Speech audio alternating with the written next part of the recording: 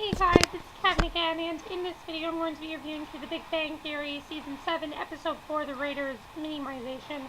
This, of course, was a hilarious episode. I don't think there's one episode of The Big Bang Theory that's not hilarious. This episode was very, very funny. And, I really loved all the plots. This one, of course, we went back to, like, the 3 different plots rather than one big plot. Let's just get to the main plot, of course.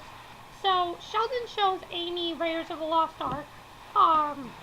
She enjoys it, but she points out that Indiana Jones is super flawless since the Ark would have still been found and destroyed by the Nazis, even if he wasn't involved. So basically, she's spoiled the movie for him, and he wants to do the same exact thing for her.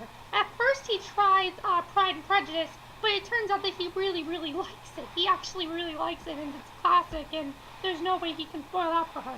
Then he tries with Garfield and Marmaduke, and that was really funny too. And then eventually he tries out Little House on the Prairie.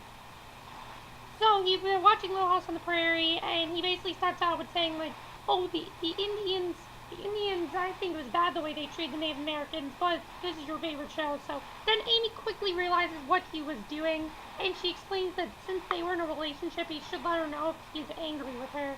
He does, and Amy apologizes. And then at the end we get him talking about Mondays, and, you know, this really was great. He says, but just for the record, Garfield hates Mondays. Garfield should not hate Mondays. He's a cat. He doesn't have a job. And that's true. I thought that was one of the funniest parts of the episode. Then at the end, Sheldon, Leonard, Howard, and Roger all watching Raiders of the Lost Ark, but failed to find a response to Amy's point. They understand what she's saying now, so I found that very funny. And I really love the main plot. I thought it was very funny. So the other subplot was that Penny buys this book that Leonard's mother wrote about all his childhood problems for her psychology class. And this really upsets Leonard, so Penny goes out of her way to make him feel better. Basically has sex with him. And Leonard takes advantage of her sympathy, so he starts to tell her more childhood memories of his mother. Every time he does, she has sex with him.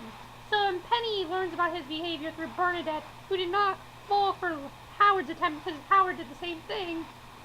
So later, Leonard comes into his apartment, and Leonard comes into her apartment and finds her, like very revealing clothing, promising to do something to make him feel better. Leonard starts to undress, and thanks to a few Penny, finds himself Skyping with his mother, which was very, very funny. His mother's basically like, Are you using women to through me? And it was very funny. And she says, I don't care about your sex life and things like that. I thought that was very, very funny. I loved the subplot. I thought it was hilarious, and I thought it was just really, really funny.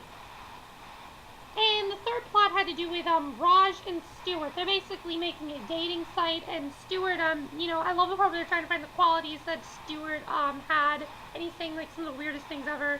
Basically, all these women check their messages, but none of them leave any messages, so they kind of feel like it was kind of a waste to do it, so they don't really feel like it was a big deal, and I really liked that. I thought it was funny. So overall, this was a very funny episode as usual. I just thought it was a very funny episode. It always is hilarious. Big Bang Theory just is always going to be hilarious. Next week's also looks funny. Basically, it's going to get a job at Sheldon's University, and Howard sleeps on Roger's couch after the fire burned. That one should be funny as well.